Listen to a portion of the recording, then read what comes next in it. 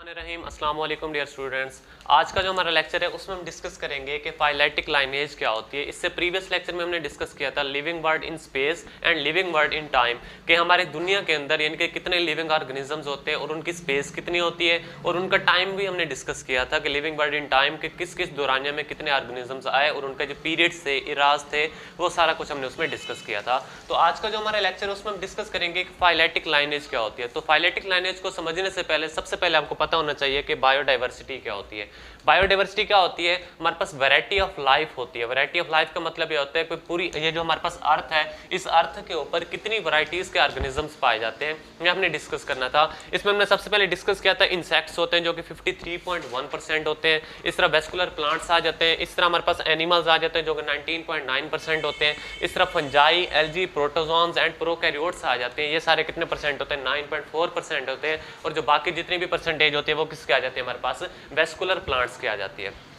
तो इसमें हमने डिस्कस किया था कि हमारे पास टोटल जो जमीन के ऊपर, इस पूरे अर्थ के ऊपर टोटल स्पीशीज जो हमारे पास पाई जाती हैं वो तकरीबन 5 to 30 मिलियन स्पीशीज हैं जो कि अर्थ के ऊपर पाई जाती हैं। लेकिन उनमें से हमारे पास 2.5% यानी कि ऐसे होते हैं जो कि सिर्फ क्या है, हमारे पास आइडेंटिफाइड है। ठीक हो गया। 5 to 30 मिलियन में से सिर्फ 2.5 मिलियन ऐसे होते हैं जो कि क्या है जी, आइडेंटिफाइड है। अभी हमारे पास इंसेक्ट्स जो 53.1% है, लेकिन जब हम यहाँ पे एनिमल्स की बात करेंगे तो ये एनिमल्स होंगे अदर देन इंसेक्ट्स होंगे, तो कितने परसेंट है? 19.9% आ जाते हैं जी। ठीक हो गया। तो अब हम डिस्कस करते हैं डियर स्टूडेंट्स के फाइलेटिक लाइनेज क्या होती है। इसकी डेफिनेशन जब हम करते हैं उसमें हम लिखते हैं phyletic lineage is the unbroken series of species. Phyletic lineage is the unbroken series of species from ancestors to descendants। मतलब कि हमारे पास इसमें जो मेन वर्ड आपने याद रखने वाला है वो ये आ जाता है कि अनब्रोकन सीरीज है जी। क्या है जी? एक अनब्रोकन सीरीज ऑफ स्पीशीज होती है। मतलब इसमें हमारे पास कोई सीरीज नहीं है। क्या हो गया? ये इसमें इनके हमें मखसूस नहीं है कि ये स्पीशीज है, मतलब कि एक अनब्रोकन सीरीज ऑफ स्पीशीज है। मतलब कि एवोल्यूशन इनमें आती गई है, एक स्पीशीज फिर उससे दूसरी, फिर उससे तीसरी, उससे चौथी, मतलब कि इसी तरह उनकी सीरीज बनती जा रही है जो कि अनब्रोकन है। उसको हम किसका नाम देते हैं जी? हम फाइलेटिक लाइनेज का नाम देते हैं। जो कि एंसेस्टर्स जो होते हैं उनके अबाव अजदाद थे, फिर उनसे उनके डिसेंडेंट्स बने। मतलब पुराने ज़माने से लेकर आज तक जो जानदार हमें यानी कि मिलते आए हैं, तो वो क्या कहलाते हैं हमारे पास? उनकी जो अनब्रोकन सीरीज है उसको हम किसका नाम देते हैं? फाइलेटिक लाइनेज का नाम देते हैं।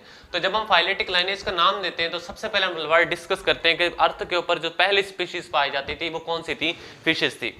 फिशेस से फिर कौन आए? एम्फीबियंस है। एम्फीबियंस फिर से फिर कौन है? रेप्टाइल्स है। रेप्टाइल से फिर कौन है? हमारे पास दो आए, बर्ड्स और मैमल्स आ गए। मैमल्स में स्पेशली तौर पर क्या आ जाते हैं? ह्यूमंस आ जाते हैं।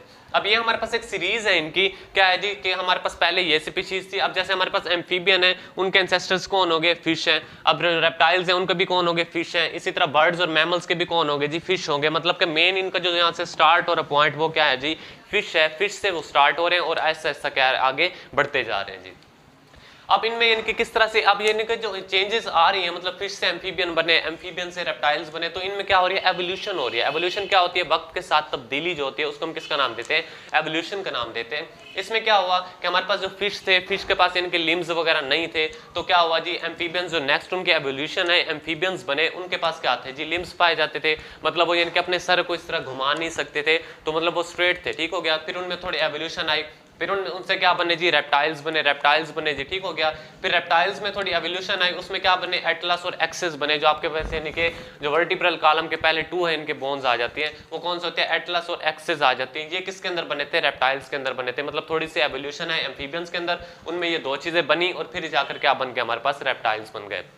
इसी तरह फिर क्या हुआ? कुछ अरसे के बाद फिर इनके उसमें एवोल्यूशन आई, तो वो किस में कन्वर्ट हो गए? बर्ड्स में कन्वर्ट हो गए और मैमल्स में कन्वर्ट हो गए। इस तरह बर्ड्स में इनके उनके विंग्स लगे, वो परिंदे उड़ने लगे। इस तरह मैमल्स में क्या हो गया? उनकी 4 टांगे लग गई, तो मतलब उन्होंने चलना स्टार्ट कर दिया। तो इस तरह इनके एवोल्यूशन आती गई है, तो एक से दूसरी चीज बनती जा रही है। तो एक अनब्रोकन सीरीज है हमारे पास स्पीशीज की, जो कि एंसेस्टर से डिसेंडेंट्स बन रहे हैं उनके, तो इसको हम किसका नाम देते हैं जी? फाइलेटिक लाइनेज का नाम देते हैं। तो नेक्स्ट हम डियर स्टूडेंट्स बात करते हैं कि सबसे पहले हमारे पास कौन से थे? प्रोकैरियोटिक सेल थे। फिर प्रोकैरियोटिक से क्या बने? हमारे पास यूकैरियोटिक। प्रोकैरियोटिक कौन से होते हैं? जिनके अंदर क्या होता है जी? प्रोकैरियोटिक सेल कौन सा होता है? जिसके अंदर डोमिनेंट जिसमें जी डोमिनेंट जो न्यूक्लियस होता है वो क्या होता है जी, एब्सेंट होता है। क्या होता है जी, एब्सेंट होता है। लेकिन जो हमारे पास इनके जो यूकैरियोटिक सेल होते हैं इनमें क्या होता है जी, डोमिनेंट न्यूक्लियस क्या होता है, प्रेजेंट होता है जी। ठीक हो गया। अब इसी तरह अब फिर प्रोकैरियोटिक से क्या बने, यूकैरियोटिक सेल बना। फिर यूकैरियोटिक से आगे मल्टी सेलुलर कॉम्प्लेक्स ऑर्गेनिजम्स बने। वो जो कॉम्प्लेक्स ऑर्गेनिजम्स हैं ये अभी तक क्या है जी, वेल नोन नहीं है। इसी वजह से हमने कहा था टोटल स्पीशीज हमारे पास कितनी है, 5 to 30 मिलियन, लेकिन उनमें से आइडेंटिफाई कितनी है, 2.5 मिलियन है जस्ट। और जो बाकी आइडेंटिफाइड नहीं है वो किस में आ जाती है, मल्टी सेलुलर कॉम्प्लेक्स ऑर्गेनिजम्स में आ जाती है। अब इनमें कुछ ऑर्गेनिज्म इनके ऐसे होते हैं, अब इनमें जी फ्यू ऑर्गेनिज्म ऐसे होते हैं,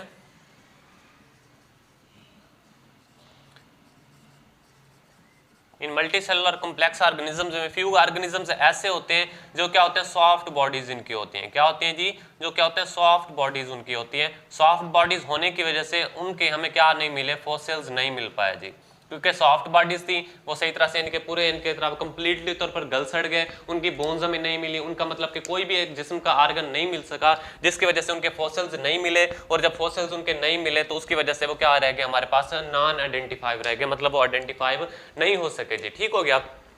तो ये था डियर स्टूडेंट्स हमारा आज का लेक्चर, जिसमें हमने डिस्कस किया कि फाइलेटिक लाइनेज क्या होती है, उसके हमने डेफिनेशन की, बायोडाइवर्सिटी के बारे में बताया, जमीन के ऊपर बायोडाइवर्सिटी के बारे में बताया कि कितने % कौन सी चीजें पाई जाती हैं। फिर हमने डिस्कस किया कि इनके उसमें एवोल्यूशन किस तरह से, कि पहले कौन सी चीज होती है फिर कौन सी आई। ठीक हो गया। इस तरह हमने फिर पढ़ा, पहले प्रोकैरियोटिक सेल था, फिर यूकैरियोटिक बने, फिर यूकैरियोटिक से मल्टी सेलुलर कॉम्प्लेक्स ऑर्गेनिजम्स बने। और कुछ ऑर्गेनिज्म ऐसे हैं जो उनके सॉफ्ट बॉडीज थी, उनके फॉसिल्स नहीं मिल पाए और इसी वजह से वो क्या है जी, नॉन आइडेंटिफाइव है। तो ये था हमारा आज का लेक्चर। इसमें अगर आपको कोई भी क्वेश्चन हो तो कमेंट्स में जरूर पूछिए, और अगर हमारा चैनल आपको अच्छा लगे तो उसको सब्सक्राइब भी जरूर कीजिए।